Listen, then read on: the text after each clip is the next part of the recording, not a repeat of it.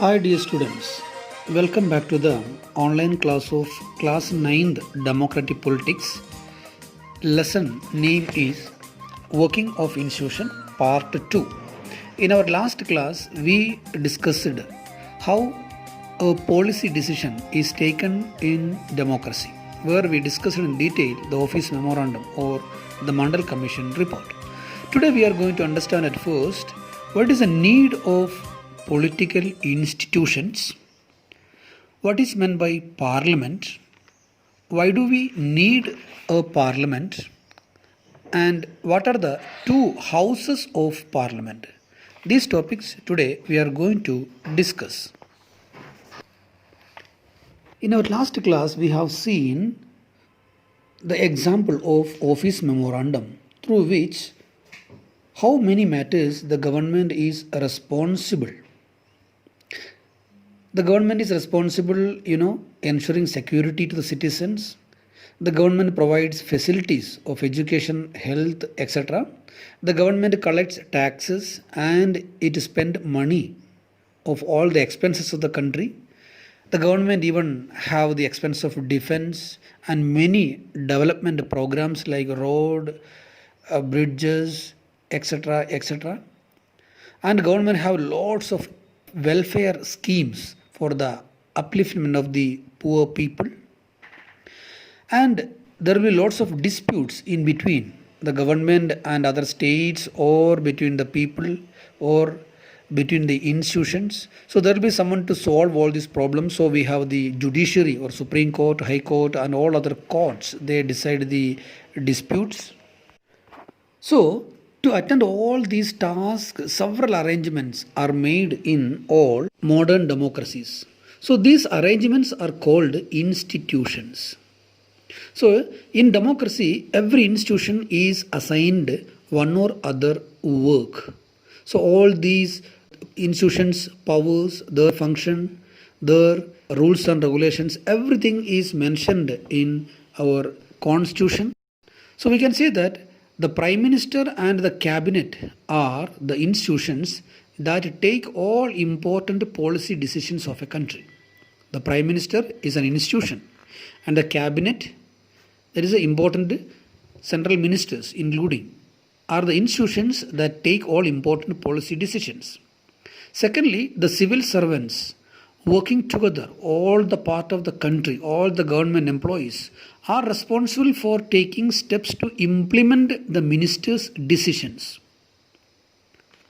Thirdly, Supreme Court is an institution where disputes between citizens and the government are finally settled. So all these activities are run or handled by the political institutions in a democracy. Sometimes you might have seen that these institutions involve meetings, committees and many routines. So you might have seen that sometimes these institutions and their meetings and their system, it leads to delays and many complications. So sometimes we feel very much frustrated dealing these institutions like judiciary. Sometimes a case start and end within 5 years or 10 years it may take. In government offices, if you start going to collect some information or some certificate, it may take months together. So one might feel that it much better to have one person to take all decision in democracy without any rules or procedures and meetings. But in democracy, we can see there are too many people to consult. There are too many discussions and resolutions. One person cannot take every decision. So we can say that is the spirit of democracy. The delay and complications of democracy always turns to useful as the decisions are always good and perfect. So these institutions make every decision perfect though it is late. Now let's discuss the parliament. Dear children, during the discussion of Mandal Commission report or the office memorandum, you might have observed or not that decision was not taken by parliament, it was taken by Mandal Commission. But there and here we have discussed or mentioned the parliament. For example, the report of the Mandal Commission was discussed in the Parliament. The President of India mentioned about the implementation of Mandal Commission report in his speech. The Prime Minister made an announcement that the government is going to implement the Mandal Commission report. So these all are related to the institutions or Indian Parliament. So though the decision was not directly taken in Parliament, the Parliament discussions on the Mandal Commission report have influenced and shaped it. Remember, if Indian Parliament was not in favor of Mandal Commission report, the government could not have gone ahead of it. So now let us discuss, why do we need a parliament? Why do we need a parliament? So just understand that all democracies, not only in India or Britain or America, every democracy, an assembly of elected representatives exercises supreme political authority on behalf of people. Remember, democracy is the government of the people, by the people, for the people, but we cannot accommodate all the people into parliament. So we have a people's representatives. So these people representatives are the MLAs and MPs. So all the MPs of the country are the members of the parliament. So in India, we have a National Assembly of elected representatives. That is called parliament. So you can just make a brief definition that parliament is a National Assembly of elected representatives. Even in the state level, we have the same system that we call state legislature or state legislative assembly, where MLAs are elected. The parliament exercises political authority on behalf of the people in many ways. Let us see the important powers of parliament. Parliament is the final authority for making laws in any country. So understand, the prime objective of the parliament is making law. Parliaments all over the world can make new laws. They can change the existing laws or abolish the existing laws and make new one in its place. Secondly, parliaments all over the world exercise some control over those who run the government. So in India we can see who is running the government, BJP or NDA government, Narendra Modi and Council of Ministers are there. But parliament, which include all the MPs, all the political parties, have a control over the BJP government. In countries like India, the control of parliament is very direct and full. Those who run the government can take decisions only as long as they enjoy the support of the parliament. Thirdly, parliaments control all the money that government have. So don't think that MLAs or MPs or Prime Minister can spend money as their wish. Parliament has a control over that. Public money can be spent only when Parliament sanction it. So we have to introduce a money bill to the Parliament, Lok Sabha. If the Lok Sabha pass that money bill, then only the ministers or the departments spend that money. Fourthly, Parliament is the highest forum of discussion and debate on public issues and national policy in any country.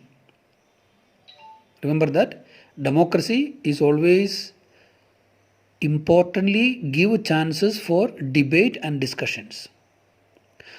And Parliament is the highest forum in a country where discussion and debate happens. So you might have seen in the television how the Parliament MPs and of Rajya Sabha as well as Lok Sabha, they debate on different issues, how much they discuss and how much they verbally fight about those topics, and at last we can see the result.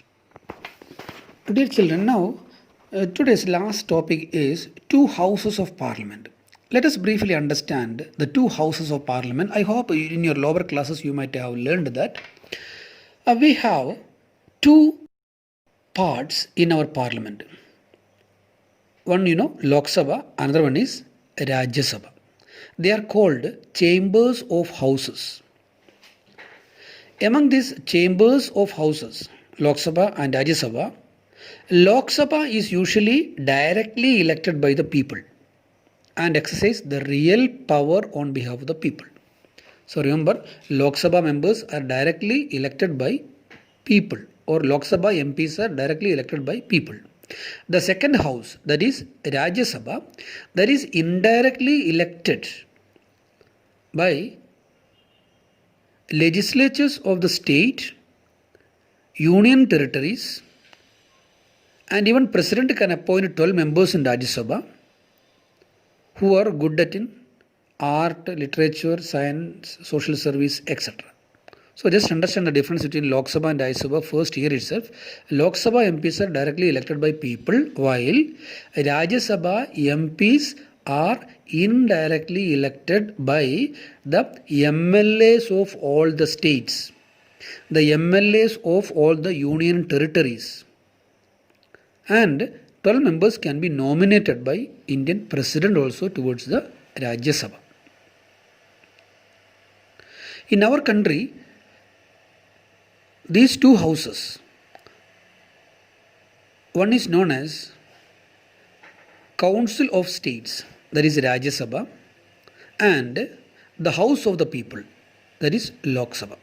So just understand that Rajya Sabha is known as the Council of States and the Lok Sabha is known as the House of the People. Remember, the President of India is a part of the Parliament, but he is not a member of either of the houses, or he is not directly elected by people. Do you know how many members are there in Lok Sabha and Rajya Sabha?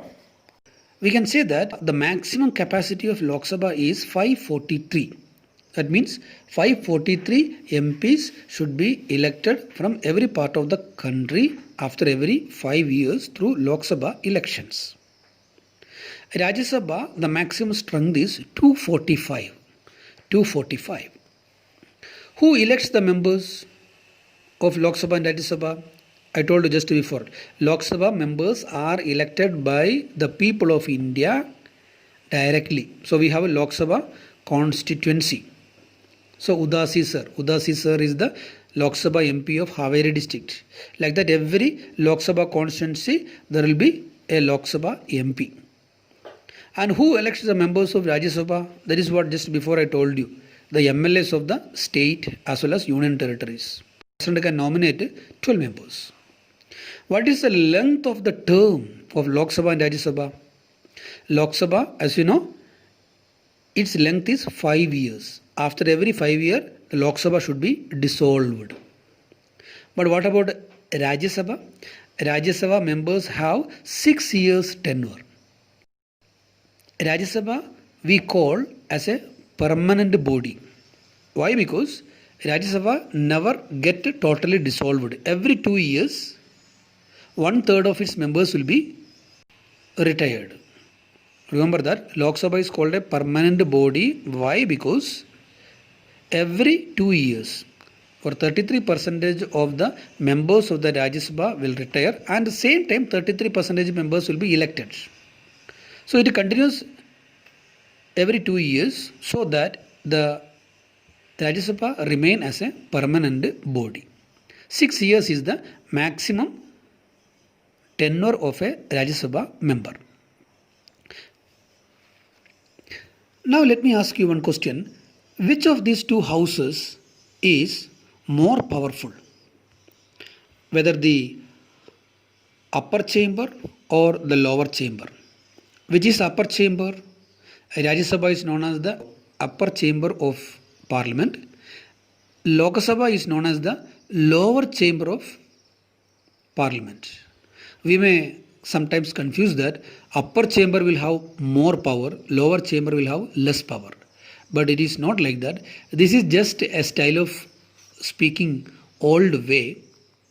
Remember that the lower chamber, that is Lok Sabha, has more power in Parliament compared to Rajya Sabha or the upper chamber. Let us see which are the important supreme powers of Lok Sabha. Any ordinary law needs to be passed by both the houses, but if there is a difference between the two houses, the final decision is taken in a joint session of the parliament where Lok Sabha has always a majority. So always remember that a law can be easily passed by the more strength of Lok Sabha, though it is rejected or though it is opposed by Rajya Sabha. Secondly, Lok Sabha exercises more powers in money matters. Once the Lok Sabha passes the budget of the government or any other money related law, the Rajya Sabha cannot reject it. Remember, money bill can be introduced only in Lok Sabha and Rajya Sabha cannot introduce it. Rajya Sabha cannot reject it. Only the Rajya Sabha can delay it for 14 days. But if the Lok Sabha pass it again, they have to accept it. Rajya Sabha can only suggest some changes, but it cannot say no. Thirdly, Lok Sabha controls the Council of Ministers, not Rajya Sabha. Lok Sabha controls the Council of Ministers of our country, India. Only a person who enjoys the support of the majority of the members of the Lok Sabha is appointed the Prime Minister. So Narendra Modi is appointed as a Prime Minister because he is the leader of NDA, National Democratic Alliance. And whenever the Council of Ministers, including the Prime Minister, lose the confidence of the Parliament, the Council of Ministers and Prime Minister has to resign. So vote of no confidence. Sometimes you might have heard in your newspapers, vote of no confidence. So in that vote of no confidence, everybody should do vote favor or in favor of the government. So if most of the MPs do vote against the ruling party or ruling government, they have to resign the government. Or the Council of Ministers as well as the Prime Minister have to resign. So just understand these four important powers of Lok Sabha compared to Rajya Sabha. We can say that the lower house, that is Lok Sabha, in which the members are elected directly by people, have more power in a parliament. Rajya Sabha, in members are elected indirectly for 6 years, have less power compared to Lok Sabha. Dear children, I hope you understood some details regarding why do we need political institutions or why there is a delay in taking decisions in democracy, or what is meant by parliament, or why do we need parliament, or how is the Lok Sabha and Rajya Sabha constituted, these details. So please read the textbook in detail, underline important points. And if you have any doubt regarding any of these topics, please WhatsApp me. Few assignment questions will be sent along with this lesson. Please solve it and send me as early as possible. Thank you.